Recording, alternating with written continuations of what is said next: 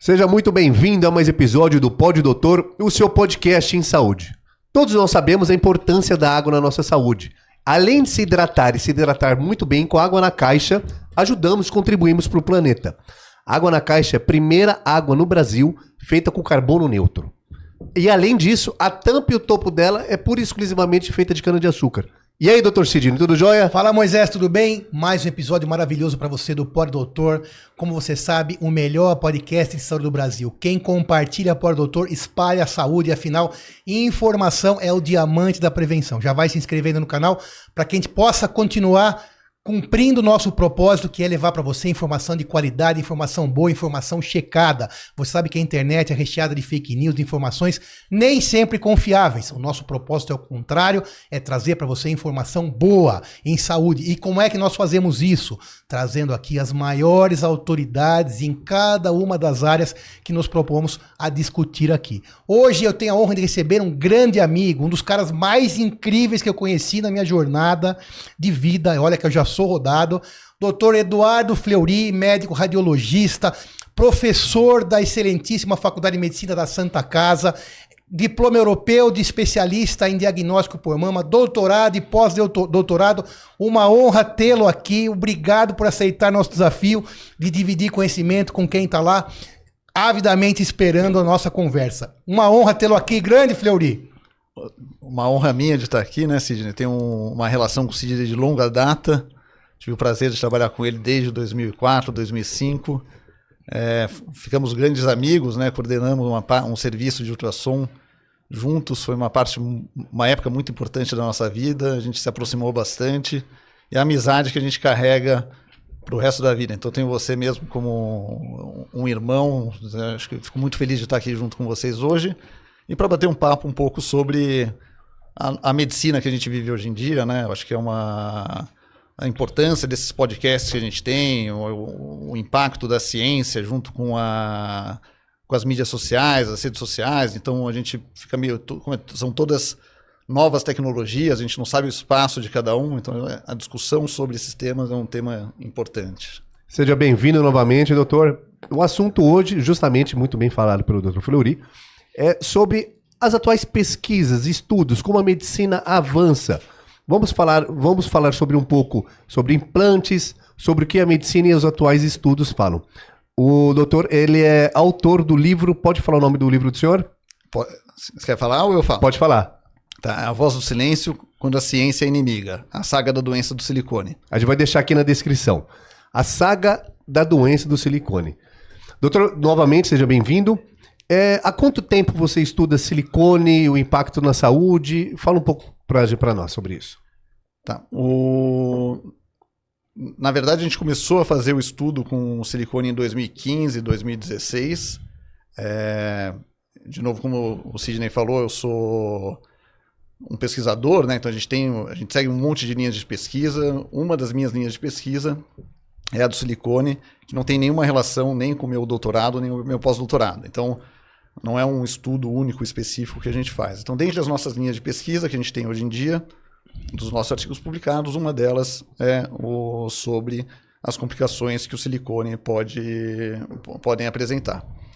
A gente começou a estudar silicone em 2015, então isso aí a gente conta no livro quais foram os motivos da gente começar a estudar. Na verdade, foi um caso de uma paciente que reclamou que o implante dela estava roto e no meu laudo estava um laudo normal. Pode repetir, perdão? Ela reclamou que o implante, que na cirurgia o implante dela estava rompido e o meu laudo de ressonância estava normal. E eu pedi para ela mostrar o implante para eu poder... Que ela foi retirar esse implante, que ela tinha sintomas, aí você acabou dando laudo normal, mas isso. E daí ela jurava que estava rompido. O laudo normal por imagem. Isso. Por imagem. Daí quando ela trouxe o exame, eu constatei que o exame estava efetivamente roto, tinha uma rotura. Olhando a imagem da ressonância, não dava para ver. Então, seguindo o que a gente segue na nossa literatura, que é o Léxico BIHADS, que é uma padronização de laudos que a gente tem hoje, chancelada pela Sociedade Americana, pelo Colégio Americano de Radiologia, usando os descritores dele, a gente não conseguiria dar diagnóstico de que existia uma alteração ali. Quando ela trouxe o implante, eu revi o exame, a gente não via que tinha alteração. Eu mostrei para ela. Falei, a gente não vê porque era um tipo de gel que era um gel coeso. Ela trouxe o próprio implante que ela retirou. Implante. Então ela estava meio preocupada porque ela fez uma cirurgia, correu riscos e tirou o implante. Tem uma foto no livro que tem esse implante dela. E a partir de então, eu comecei a prestar mais atenção nos exames de ressonância.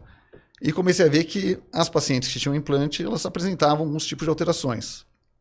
Até que um dia, a gente resolveu fazer biópsia dessas alterações. A gente viu que, mesmo quando o implante ele era íntegro, você encontrava silicone dentro da cápsula fibrosa. Então, de uma forma muito simples, quando você põe um implante, o organismo ele cria uma barreira contra o corpo estranho, como se fosse uma cicatriz. Que é essa cápsula. Que é essa cápsula. A cápsula, teoricamente, se você tem que nem uma cicatriz, ela vai cicatrizar e vai desaparecer. Quando você tem o silicone, ele fica lá de uma forma constante, ele não vai desaparecer e ele vai degradando com o tempo. Com essa degradação, ele vai estimulando de uma forma contínua essa cápsula. E na nossa ressonância, a gente conseguiu ver que a gente conseguia fazer diagnósticos dessas alterações. Então, pacientes que muitas vezes tinham uma sintomatologia que era muito inespecífica, que não conseguia saber qual que era a causa, fazendo a ressonância, a gente via que tinha essa alteração. E a gente dava um diagnóstico para ela de que o implante dela estava numa hora de ser trocado ou de ser retirado. Então, essa é uma opção pessoal de cada uma das pacientes. Se ela quer retirar e não colocar mais, ou se ela quer apenas trocar o implante. Sim. E o que a gente começou a ver? Isso foi em 2015, 2016. Que as pacientes que elas faziam a ressonância com a gente chamava elas de volta, a gente fazia um ultrassom. Algumas pacientes a gente fazia biópsia dentro do nosso serviço. Tudo isso, claro, dentro de um protocolo de pesquisa, dentro da nossa instituição, aprovado pelo nosso comitê de ética, aprovado pela Plataforma Brasil. Então, tudo seguindo toda a linha de pesquisa, como a gente deve seguir em todas as nossas pesquisas. E a gente começou a ver que essas pacientes elas tinham sintomas comuns, que eram inespecíficos, muito parecidos com doenças reumatológicas, como dor articular, queda de cabelo, olho seco, lapso de memória, colites, manchas na pele. Então a gente começou a ver que elas tinham algumas queixas comuns. E daí a gente começou a correlacionar essas queixas com os achados que a gente via de ressonância e com as biópsias cirúrgicas e com a avaliação das próteses. Então a gente fechava todo o nosso trabalho, desde a queixa clínica até mostrando a cápsula fibrosa e o implante, como que ele estava aparecendo. E fizemos essa correlação de que a prótese ela degrada com o tempo. Essa degradação ela vai fazer com que o silicone ele ative o nosso sistema imunológico, e aquela cápsula fibrosa que deveria desaparecer com o tempo, na verdade ela vai sofrendo de uma forma progressiva com o tempo. Então ela vai se espessando e vai inflamando cada vez mais, até chegar uma hora que ela tem que ser trocada ou retirada. Então, a colocação de uma prótese, independente de onde for colocada no corpo, ela tem uma aceitação, uma rejeição temporária do corpo. Certo. Toda prótese é tida como um corpo estranho. Um corpo estranho, independente de qualquer prótese que a gente esteja falando. De silicone ou não. Silicone ou não. Então, pelo menos com os materiais feitos até hoje. Sim, todas as próteses. Tem um seriado que está no Netflix que é muito interessante de ver, que chama The Bleeding Edge. Então, nele ele fala sobre prótese de quadril e de uma prótese que foi proibida pelo FDA, de como que era o mecanismo que ela poderia causar problemas. A prótese, um monte de próteses que a gente usa, elas teoricamente elas são mais inertes. Em relação à prótese do silicone, que é o que eu mais estudo, a gente vê que ela tem um prazo de validade. Então, o silicone por si, para poder ter a aparência estética e a funcionalidade estética dela, ela usa praticamente dois tipos de componentes. Um componente interno, que é um gel de silicone, que é um gel coeso, e ele tem um invólucro que também é de silicone, mas é um silicone que ele tem uma composição que deixa ele mais endurecido. Como todo bem durável, ele vai degradando com o tempo. Então, o que se tinha, que é curioso, até 2015, era tido que o silicone ele era inerte no corpo humano. Então, quando eu comecei a fazer o nosso trabalho, tinha um monte de empresa que vendia prótese como sendo vitalícia. Para o resto da vida, a pessoa poderia ficar com silicone. Então, uma pessoa que conseguisse guardar um dinheiro para poder colocar um implante de silicone, comprava um implante tendo em vista de que ele ia ser pro resto da vida dela e que aquele investimento que ela ia fazer, aquele investimento ele ia ser feito de uma forma única. E isso funcionava desta forma que você falou agora, no Brasil e no mundo. No Brasil e no mundo. É que a história do silicone ela é uma história que é controlada. A gente pode depois entrar, se quiser depois entrar um pouquinho mais na história dele, porque o que a gente está vivendo hoje, a gente viveu muito semelhante na década de 70. E daí ele voltou a ser... O silicone voltou a entrar no mercado em 2006, 2007. E daí veio um boom muito grande com o silicone. A média que a gente vê das complicações do silicone são depois de 10 anos. Então, o tempo que a gente começa a ver as complicações do silicone, que começa o meu trabalho, é exatamente depois desses 10 anos. Então, que voltou à tona, né? Que voltou a ter uma colocação de implante muito grande em 2006. 2016 voltou a ter, que a gente volta a ter os sintomas, que é onde começou a vir na prática clínica para mim bastante pacientes com queixas do silicone, que a gente desenvolveu o nosso trabalho. E na década de 70 ele foi proibido no mercado em 1995. Então teve o FDA, ele proibiu o uso do silicone nos Estados Unidos para fins estéticos especificamente. E se a gente olha para a história, a queixa clínica das pacientes, a história foi muito parecido com o que a gente vive hoje em dia. Só que depois que veio a moratória do implante em 95, em 2000, a indústria mostrou que o silicone era inerte. E daí veio com novas tecnologias de implante que propiciaram que ele voltasse a ser comercializado em 2006 de uma forma maior. Ficou um tempo, então, a proibição de venda de silicone. De 95 até 2000... Até 2005. Voltou a vir para o mercado forte em 2004, 2005. E a gente começa a ver as complicações aparecendo depois de 10 anos, que é o esperado. Então, o meu trabalho inicial, a gente mostrava que depois de 7, 8 anos o implante começava a dar os maiores problemas. Só que nessa época de 2006, 2007, 2008, nessas novas tecnologias de silicone, essas novas gerações, ele era vendido como sendo inerte, então que ele não causava problemas, e que muitos deles vinham com uma garantia vitalícia. Então falasse que você pode pôr um implante que você nunca vai precisar trocar. Quando eu comecei a fazer meu trabalho em 2015 e 2016, eu comecei a olhar e falar, não, o silicone não é inerte. Ele está causando problema na cápsula fibrosa. Então a cápsula está ficando doente. E as pacientes estão desenvolvendo problemas clínicos com ela. Então isso daí para mim era muito evidente. Porque eu dreno muita paciente que vem fazer exame comigo. E quando eu comecei a mostrar o meu trabalho, fazendo publicação em revista científica, eu comecei a ser muito criticado, porque eu vinha os trabalhos falando que o silicone era inerte e que você tinha o gel bleeding, que é o vazamento de gel, que falava que era raro e que o silicone não dava problema. Eu vinha falando, não, a gente tem o gel bleeding, ele é frequente, ele vai acontecer em quase todas as próteses, e esse silicone que ele está migrando, ele tem uma toxicidade, ele pode causar algum tipo de mal. Então o silicone começa a sair da cápsula, o gel começa a sair da cápsula, começa a entrar... Ele vai irritar a cápsula fibrosa e ele vai migrar para todo o corpo. Então ele pode migrar para todo o corpo. Primeiro ele sai da própria prótese. Ele sai da prótese e ele vai tentar ficar restrito à cápsula. Só que a cápsula fibrosa. Só que você tem vários componentes de silicone. Então, ele é composto do polidimetilsiloxane, o silicone. Então você pega os silicones que tem de uma cadeia molecular baixa, que seria um PDMS4, ele é tão microscópico que ele consegue passar barreiras do corpo. E ele vai sair do site da mama e ele pode migrar pelo corpo. Via sistema linfático, veias, sim. Sei lá o que mais. E aonde ele deposita no corpo, aquele órgão ele vai ter um pouco de silicone. Quando você tem um processo inflamatório desencadeado na mama, vai fazer com que esse processo inflamatório ele vá buscar onde tem silicone no corpo. Então ele vai ter um macrófago, ele vai lá, de uma forma simples, né? Ele vai lá, ele faz a fagocitose no silicone, ativa o linfócito ele vai demandar uma resposta inflamatória e vai buscar onde que tem um adjuvante no corpo. Aonde tem um adjuvante, ele vai promover uma resposta inflamatória lá. E isso vai dar um sintoma local, que pode ser uma artrite, pode ser uma colite, pode ser dor, então mancha na pele. e que ela vai durar um tempo, que é o tempo da inflamação, que demora de 2 a 5 semanas.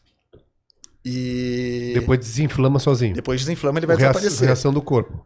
Como não é uma doença autoimune, então não é o corpo contra o próprio corpo, os marcadores de sangue eles são muito pouco específicos. Então, muitas vezes as pacientes elas têm os sintomas e não têm o diagnóstico.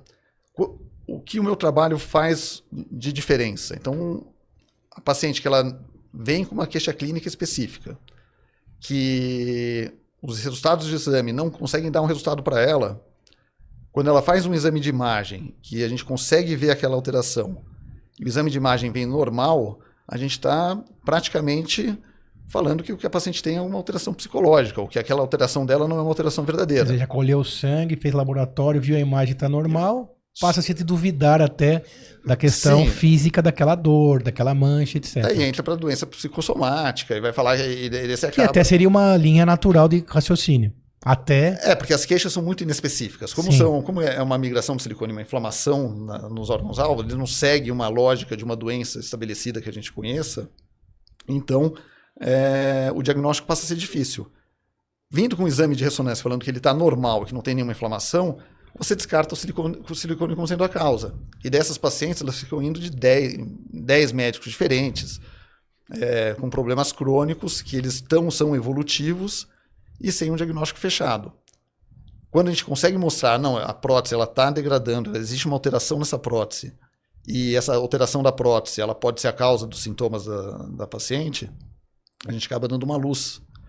E essa paciente ela consegue, muitas vezes, retirar a prótese e ela vai ficar boa. Então, de uma forma muito objetiva. Simples, assim, né, para falar...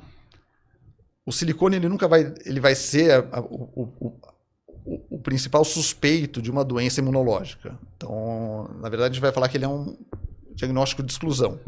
Então, o paciente tem uma queixa de uma doença autoimune, ou que a gente consegue enquadrar ela em algum quadro de doença autoimune, a gente primeiro tem que ver as provas reumatológicas, descartar sempre o mais comum que pode estar dando aquelas alterações.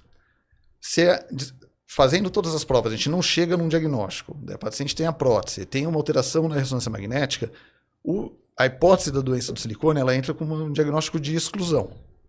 Então a gente está excluiu todas as causas mais comuns, a menos comum, que seria a do silicone, ela passa a ter um valor maior na conduta.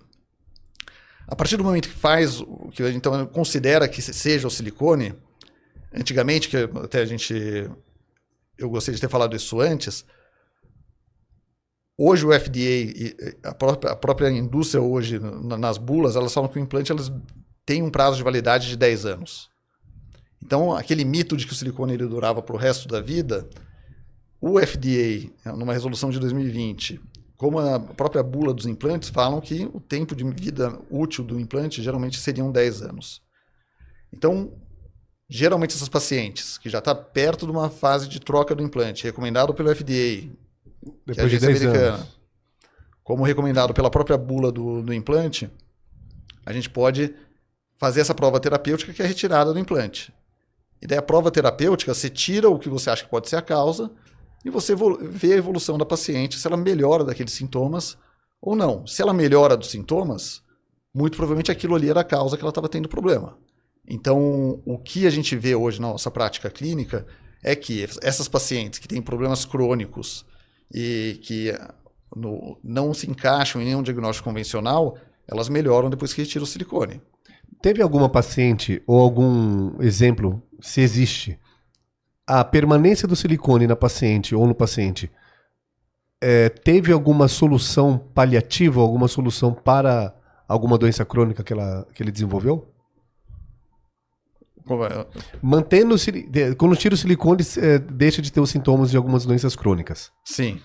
Permanecendo o silicone, fazendo algum tipo de tratamento lateral, algum tratamento com algum especialista, mantendo o silicone, há possibilidade de manutenção? Sim, então justamente, quando você pega, por exemplo, a paciente que ela tem uma sintomatologia meio que clara de que ela possa ter uma doença imunológica, e que você descarta o silicone sendo a causa, mas o silicone continua nessa paciente, A gente pega muitas pacientes que são tratadas por imunossupressores, então usa um monte de remédios imunobiológicos, que é para poder tentar reduzir a ativação do sistema macrófago antígeno e evitar que você tenha uma resposta inflamatória maior. Então, você consegue manter... Geralmente, o que a gente vê as pacientes, elas mantêm o silicone, mas elas à custa de um monte de imunossupressor. Ok, então essa é a resposta que eu estava esperando, doutor Fleury.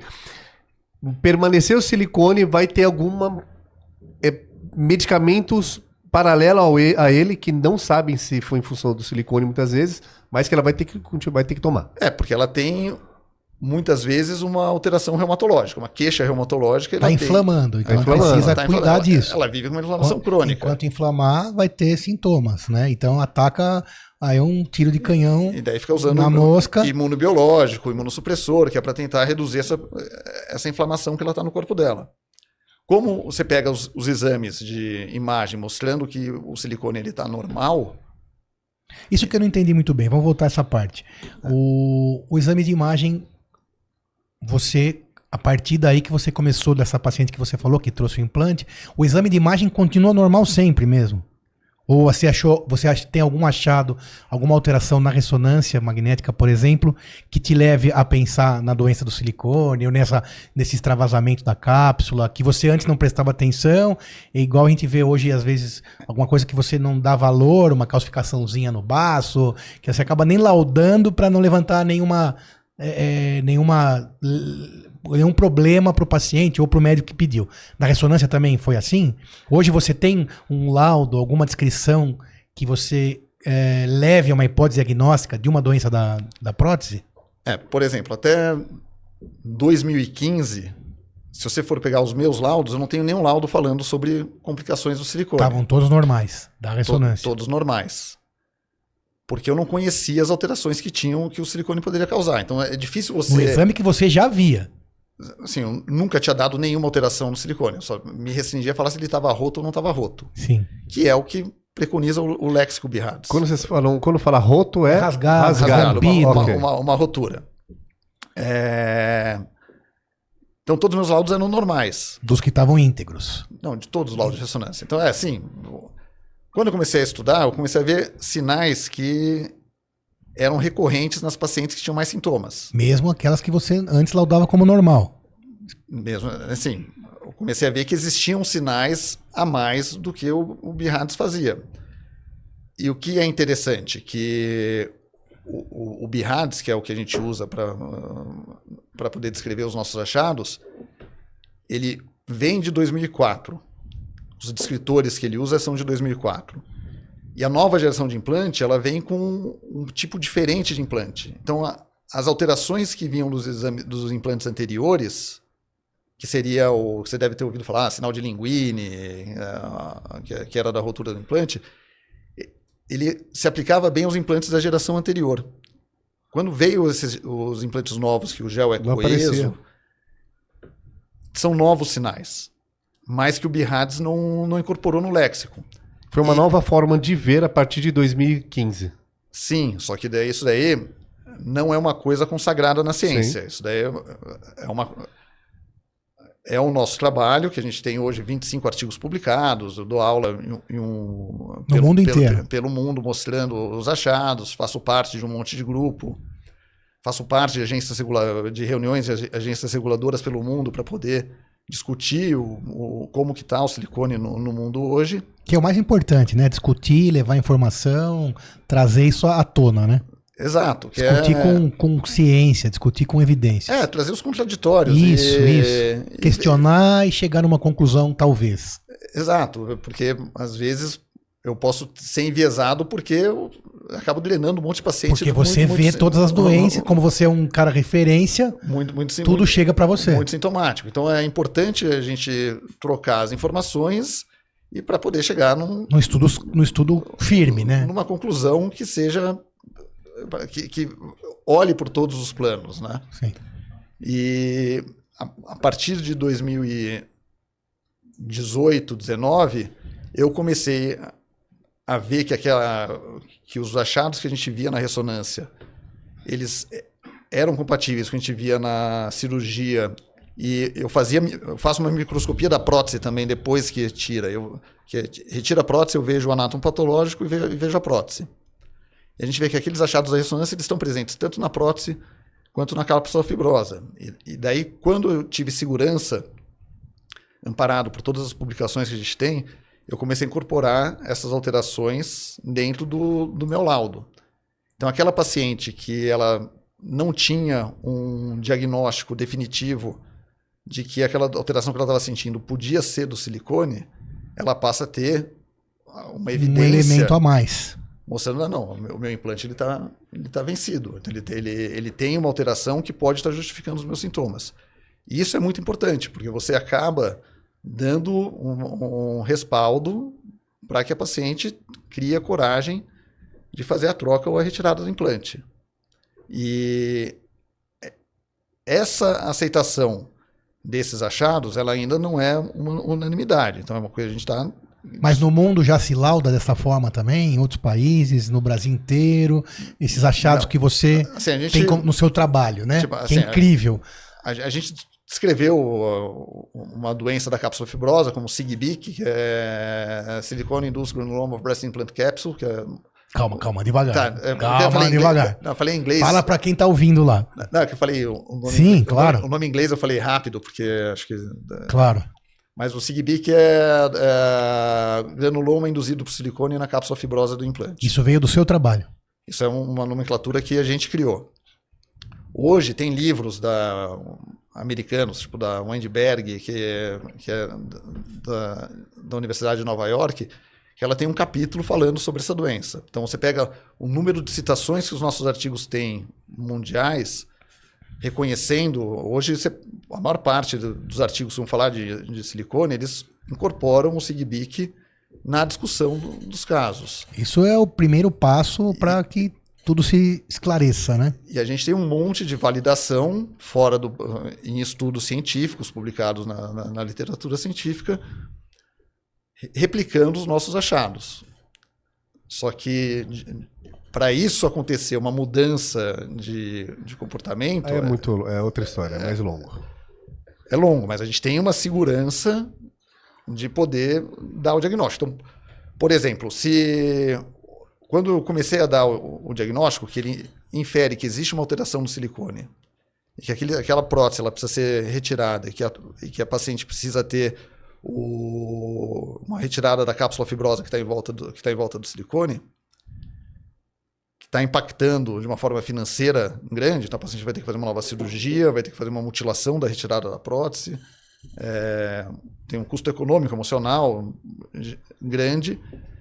Se eu falo uma coisa que não acontecia de verdade, eu ia estar expondo a paciente a um risco que era um risco grande. Então, eu não podia errar quando a gente descreveu esse SIGBIC. Então, a gente criou 3 critérios que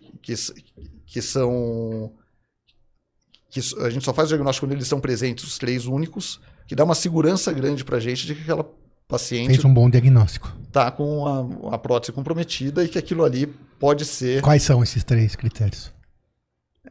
A gente fala que é uma massa com um exame de ressonância, né? Uma massa, um nódulo com hipersinal dentro da cápsula fibrosa. Uma alteração na ressonância. São 3 alterações da ressonância.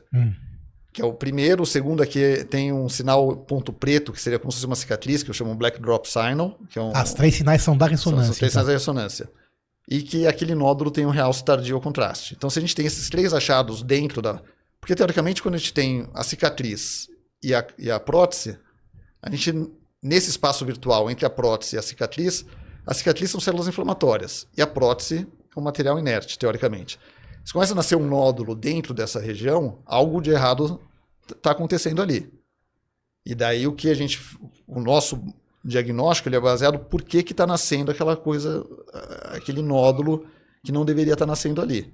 E daí esses achados em conjunto, eles mostram que está tendo uma reação inflamatória ao corpo estranho da prótese, que ela está íntegra na ressonância, que ela não tem nenhum sinal de rotura, mas que ela está causando uma inflamação na cápsula. E isso serve como um marcador. Então a gente sabe que quando tem esse sinal, que existe uma prótese que ela está extravasando o silicone, que o silicone ele pode estar ganhando o corpo e que ele está causando inflamação crônica. E é um na extravasamento paciente. de moléculas, de pedacinhos muito pequenininhos de silicone Sim. que não dá para laudar que tem uma rotura na prótese. É Não, isso?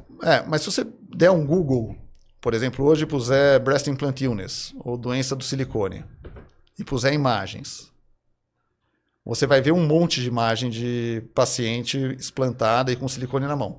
Você vai ver que a maior parte dos silicones que você vai ver nessas imagens, ele vai estar murcho. Então, se puser um Google e ver, se puser no seu celular aqui agora, você vai ver isso. Então, claramente, está saindo o silicone de dentro da prótese e para algum lugar ele está indo. Esse ponto preto que aparece no exame de imagem na ressonância é dentro do silicone. Não, dentro da cápsula fibrosa. Da cápsula, ok. Daí a gente Que consegue... é o corte onde foi feito, isso que a gente forma tem. a cicatriz. Isso que a gente tem vários outros achados. Então, por exemplo, porque o silicone com o tempo ele vai tendo uma alteração de permeabilidade. E daí começa a entrar, por exemplo, o líquido que está dentro da cápsula fibrosa, entra dentro do silicone, ele causa uma reação química. Dentro do silicone, a gente consegue ver algumas gotas de água na ressonância, que é um sinal que chama water droplet. Dentro da prótese. Dentro da prótese. Quando sai essa água, como ela está entrando, ela sai. Quando ela sai, ela carrega com ela um pouco de silicone. E esse silicone ele vai entrar em contato com a cápsula fibrosa. Lá ele vai estimular uma resposta imunológica. Então vai ter o macrófago que ele vai fazer a fagocitose. Geralmente isso cicatriza. Quando ele cicatriza e vai formar essa cicatriz, vai ser o SIGBIC que eu falei, que é o granuloma. E esse nódulo, esse granuloma, só para eu ter uma base assim anatômica, ou que tem que estar ouvindo também, qual o tamanho desse nódulo que tem essas 3 características? 1 centímetro, milímetros? Varia de paciente para paciente, mas o que eu considero no nosso estudo é quando está acima de 5 milímetros, a gente pode falar que existe esse nódulo. Dá para fazer biópsia ou não? Não é indicado a gente fazer faz sentido. Porque a gente está mostrando que geralmente o tempo de vida útil da prótese está próximo, a paciente então não faz nem sentido, ela tem sintomatologia, está com processo inflamatório, porque provavelmente já está fechou o diagnóstico. silicone. Você vai lá e vai introduzir uma agulha, você vai aumentar o processo inflamatório, Claro. você vai quebrar uma barreira de proteção, que é a cápsula fibrosa. Então o custo-benefício não compensa. E a indicação da cirurgia seria... Chega a ser palpável às vezes ou não? Não. Então, a contratura capsular da prótese ela é palpável, porque você vai assim, a prótese que hoje o que a gente usa para poder falar se a prótese ela está alterada ou não é uma classificação clínica, que é baseada em palpação e inspeção. Então você olha para a prótese e vocês já devem ter visto várias vezes uma prótese, uma mama mais endurecida, que chega até às vezes a ter uma deformidade da mama, e na palpação bastante endurecida. Moisés não viu várias vezes, a Vitória te mata, ó. O Moisés não viu nunca. Nenhuma. E nem na época de solteiro, né? Porque sempre Não, foi... nunca. Era ainda não fui tinha, casado. tava na namoratória. E a classificação é feita por esse sinal, por esse teste de Baker, que é um teste clínico. O que acontece que ele muitas vezes é falho, porque como você tem um extravasamento da prótese de silicone, por mais que você tenha um espessamento da cápsula, a cápsula fique mais espessada, como a prótese ela murcha, você não tem a percepção da palpação. Então a prótese ela está doente na ressonância, mas muitas vezes na clínica, pelo extravasamento, ela acaba não aparecendo estar doente. A não ser que ela tenha uma complicação, que daí quando começa a ter um acúmulo de secreção dentro dela, que a gente fala que é o seroma tardio, que é uma coleção tardia. E daí você vai ter, além da prótese e da cápsula, você vai ter uma formação de um exudato, de um líquido naquela região, que vai fazer com que a prótese, com que a mama inflame de novo e ela fique inchada. Senhores, me corrijam se eu estiver enganado ou fizer alguma fala. Você tá aqui, pra gente questionar. Baseado em estudo, com evidência desde clínica até imagem, foi verificado então que a prótese de silicone, pelo menos feita até hoje, de 2015, com nova formatação a partir de 2004, ela tem uma rejeição que demora um tempo para aparecer e tem um impacto na saúde da pessoa. Fica a critério dela. Não tem uma rejeição. Não é rejeição. Não. Não, correto, não é rejeição. Tem um tempo de vida útil. Tem um tempo de vida útil. Sim. Que esse Como tempo... todo bem durável. Exatamente. Como o pneu do seu carro. Exato. Claro que dentro do meu corpo, ou do corpo de qualquer um, não vai ser tão perceptível ao toque ou até aparecerem os sintomas. Claro que toda decisão é feita pela pessoa juntamente com o seu médico. Então, quando tem esses tipos de sintomas, tanto o clínico quanto na imagem, foi feita a retirada, o que acontece? Somem todos os problemas. Não somem os problemas, porque, como foi falado, o silicone ele migrou. Já foi pro corpo. Já foi pro corpo. Porque, teoricamente, essas pacientes que usaram o silicone, elas tiveram uma alteração do sistema imunológico, porque teve esse adjuvante externo, né, que é dentro do corpo.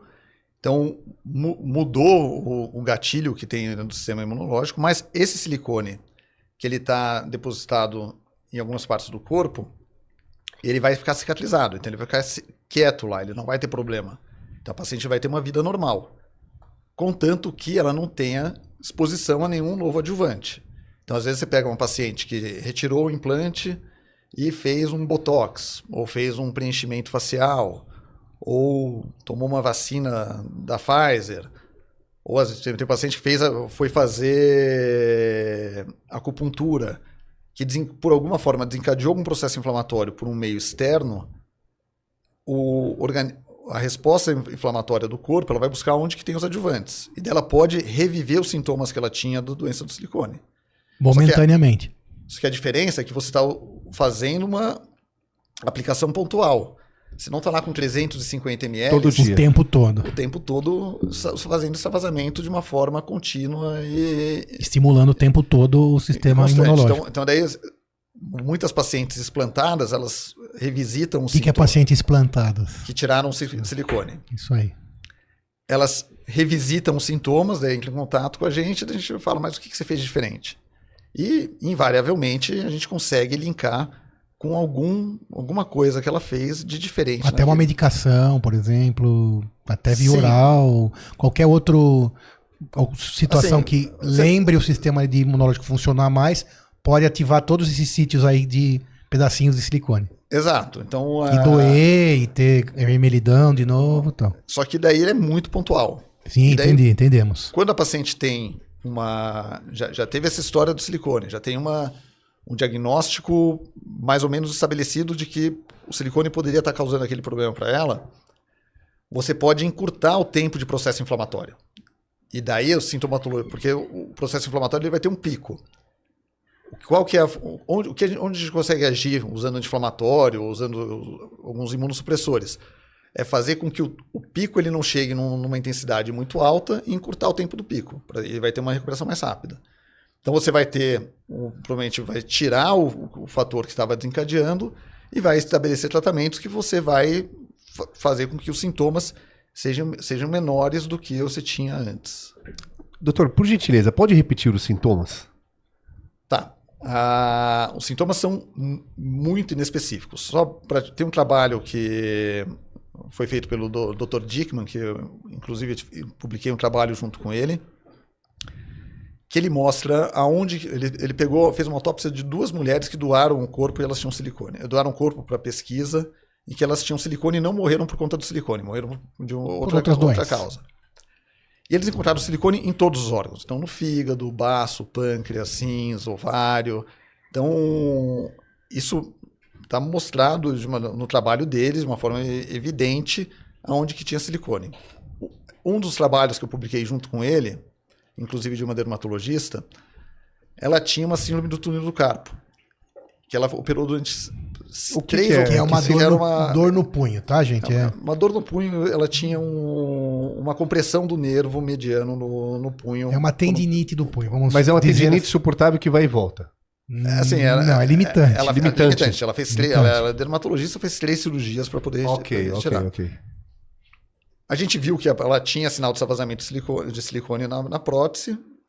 Ela foi o primeiro caso em vivo, eu acho que a gente conseguiu mostrar, da migração do silicone. E daí a gente pegou o material da cirurgia e fizemos uma análise para ver se tinha silicone lá. E tinha silicone no processo inflamatório. Ela tirou a prótese e não teve mais esses problemas.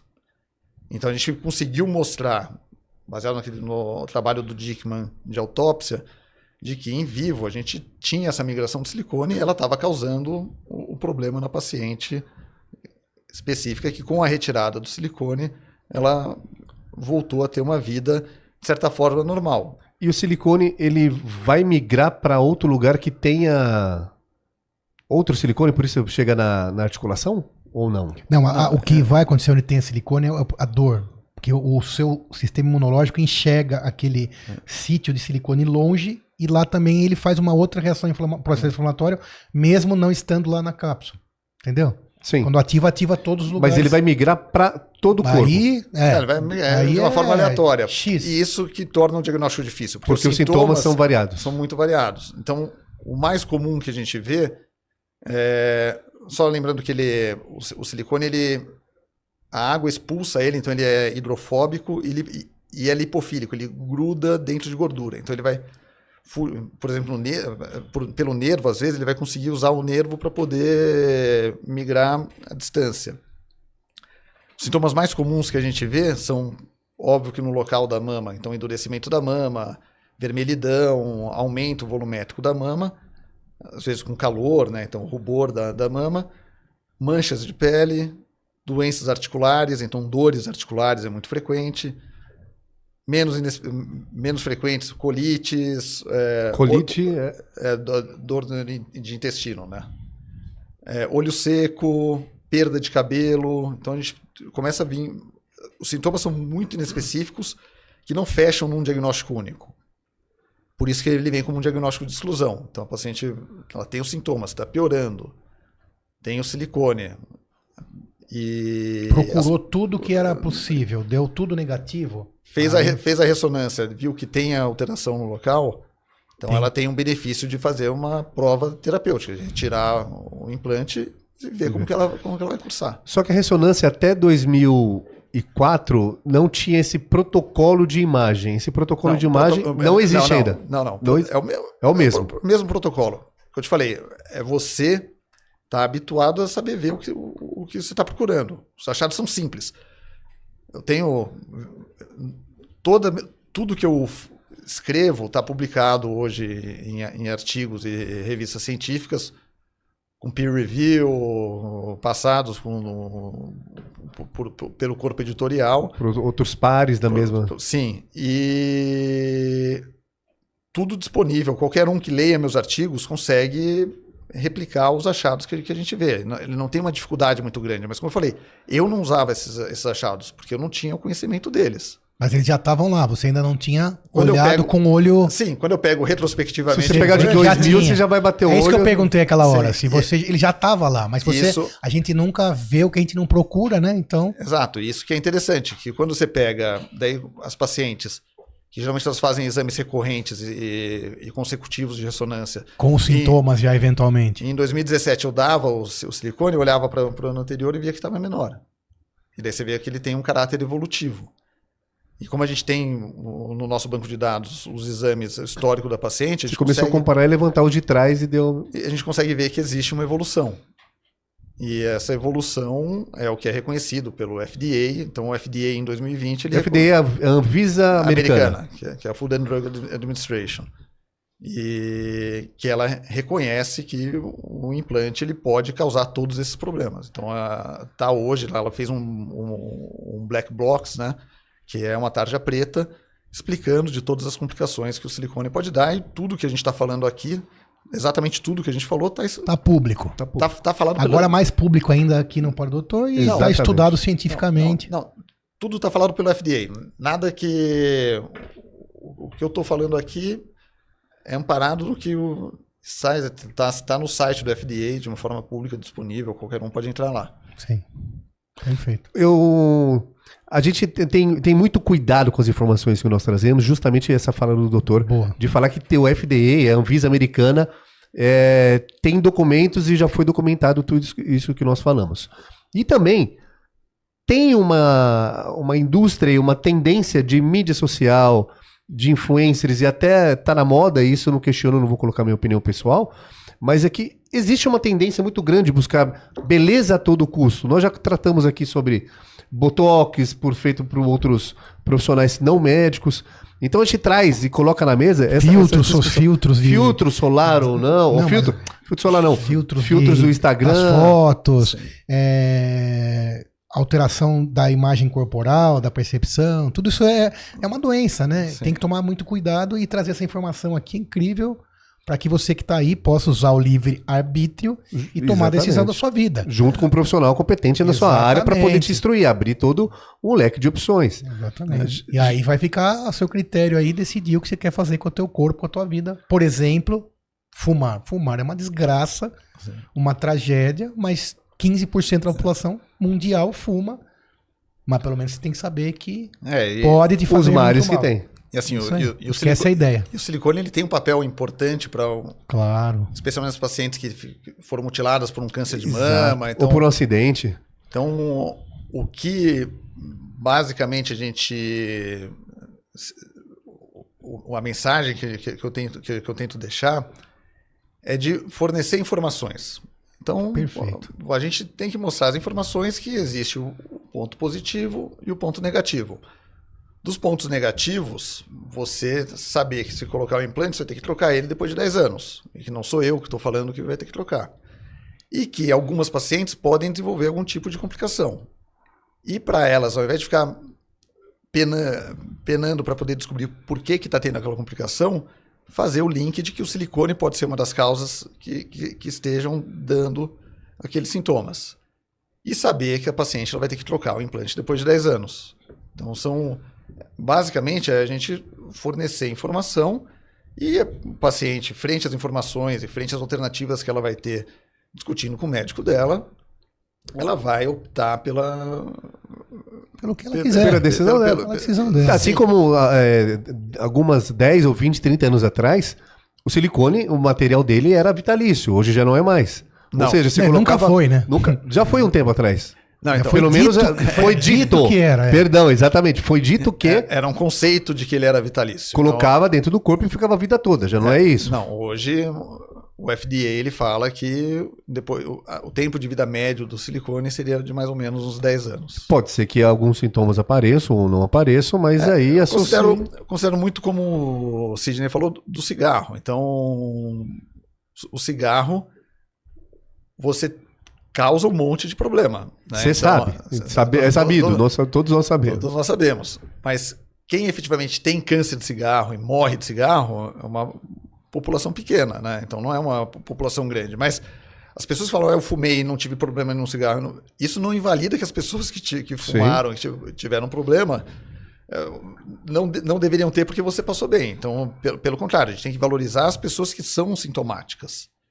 E daí, pegando assim, porque o assintomático, algum problema o cigarro está causando nele. Mas pode não chegar a ponto de ter uma sintomatologia clínica ou de causar algum problema definitivo na paciente. E nem por isso foi proibido ou banido por enquanto. Até que um dia, talvez, chegue-se a essa situação onde o cigarro chegue-se à conclusão que tem que ser banido, né? Então, a mesma coisa vale para tudo. Questionar, né? Questionar é importante. O cigarro não é usado para fins médicos, né? Então, o próprio Sidney falou, ele parou de fumar e ganhou 40 quilos. E que eu tô lutando para voltar agora. Você que tá ouvindo, isso é verdade, o relato real. Tive que abandonar, graças a Deus consegui parar de fumar, mas ganhei alguns quilos. E vamos embora, né? Estamos aí na luta para voltar. Então, eu como médico, falo, não, então vamos te dar um cigarro para você recuperar esses quilos. Mas eu como médico não posso te expor. Não pode fazer isso, mas se voltasse a fumar, certamente aí sumiria toda a situação e poderia voltar pelo cigarro, mas aí seja uma bomba atômica, né?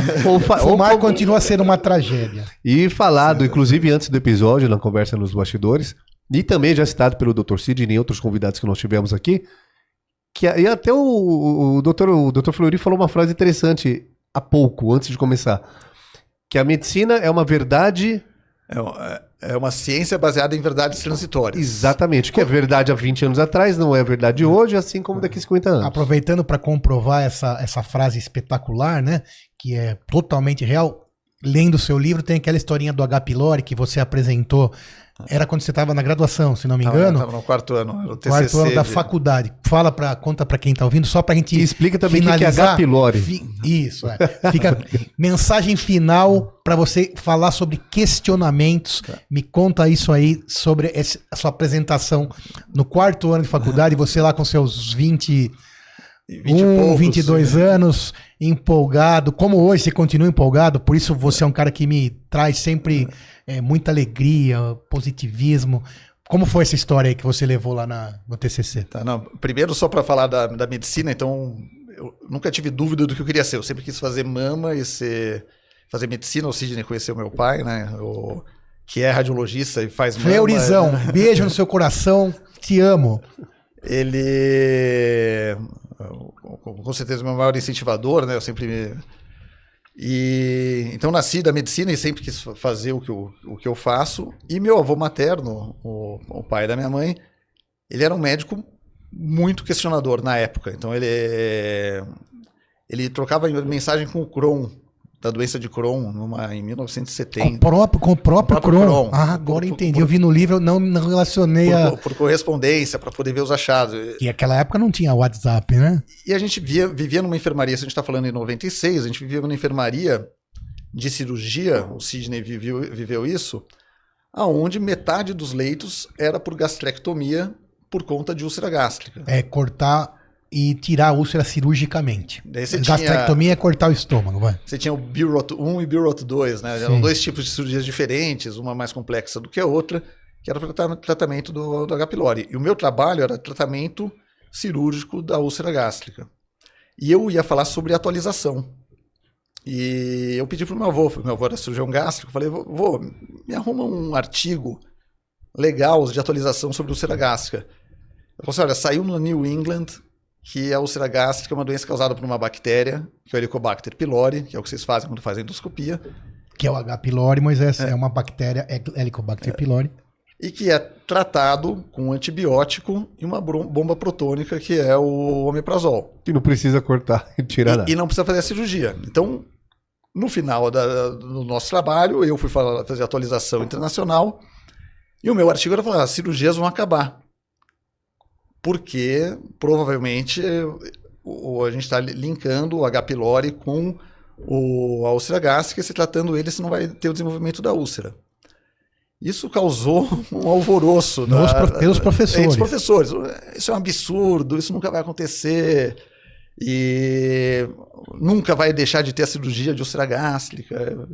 E daí você vai hoje no andar cirúrgico, não tem nenhuma cirurgia por úlcera gástrica. Aí você vai pegar as endoscopias fazendo o diagnóstico do H. pylori precoce, usando a bomba protônica e o antibiótico, fazendo o tratamento clínico dessa entidade. Então, em menos de 30 anos, a gente vê uma verdade absoluta sendo mudada drasticamente. De uma forma drasticamente, né? Com benefício, claro, do paciente. E isso exemplifica muito o que a gente vive da medicina hoje, né? Então, assim, não, é cientificamente comprovado, a ciência, o que a gente conhece, o que a gente apanhou na época do Covid, né? A gente não mesmo do câncer, com o nosso conhecimento, é um conhecimento quase de uma pagelança que a gente faz na medicina. Por mais que a gente evolua muito, as nossas mãos são atadas, a gente tem muito que descobrir, muito que contribuir com a medicina ainda. E a gente não pode tornar hoje com o nosso conhecimento sem uma verdade absoluta. A gente sempre tem que buscar questionar e buscar o avanço, né? O avanço ele só vem com o contraditório, ele trazendo as informações que agregam no final para que a gente consiga oferecer uma saúde melhor para os pacientes. Muito bom. Além de tudo isso, uma mensagem final. Mais uma mensagem final, que você deixa aí em relação ao seu trabalho específico, para quem está nos ouvindo, que tem próstata, que quer colocar, ou qualquer outra informação interessante e relevante para quem está nos ouvindo. Acho que o principal é quem tem silicone e é assintomático, não ficar desesperado, falar, eu preciso retirar o silicone, ou olha o tanto de mal que o silicone pode causar. Lembrar que o silicone ele é aprovado pelo FDA, aprovado pelas agências reguladoras, então ele é uma device médica diferente do cigarro, ele é comprovado por todos os órgãos chancelam o uso dele, mas que essas pacientes coloquem num campo de visão delas de que se tiver alguma complicação dessas que a gente está falando, ela pode relacionar com silicone. O FDA ele recomenda que todas as pacientes assintomáticas façam uma ressonância magnética depois de 5 anos da colocação do silicone e a cada 2 anos subsequentes, que é para poder ver se existe alguma alteração. Isso é a recomendação do FDA e nas próteses do silicone. Então, se você tem silicone, faça a prevenção. Então, outra coisa que é importante, você que faz uma medicina preventiva, a prevenção é sempre o remédio menos amargo, né? Então, a gente quando faz a detecção de alguma alteração antes dela se manifestar clinicamente, a gente vai ter um benefício de um tratamento muito mais fácil do que depois. Então, essas pacientes não precisam ficar desesperadas, mas é importante, como a gente faz a revisão no carro, que faça a revisão na imagem e que tenha no horizonte de que vai ter que trocar num futuro de mais ou menos 10 anos a prótese. Se optar por uma nova prótese ou retirar a prótese de uma vez, é uma opção dela, com o médico dela. Então, o que é mais importante é ter a informação. Isso aí, informação é o diamante da prevenção. Moisés, obrigado, doutor. Aprendi muito. Doutor Eduardo Fleury, sorte de todos os pacientes que o tem como médico. Obrigado você que está aí pela atenção. Moisés, obrigado. Pessoal aí do estúdio, Eduardo, valeu, obrigado. Até o próximo Pode Doutor. Compartilhe, espalhe saúde para quem você ama, para quem você gosta. Informação, mais uma vez, o diamante da prevenção. Não tenho nenhuma dúvida disso. Um abraço a todos, até o próximo episódio.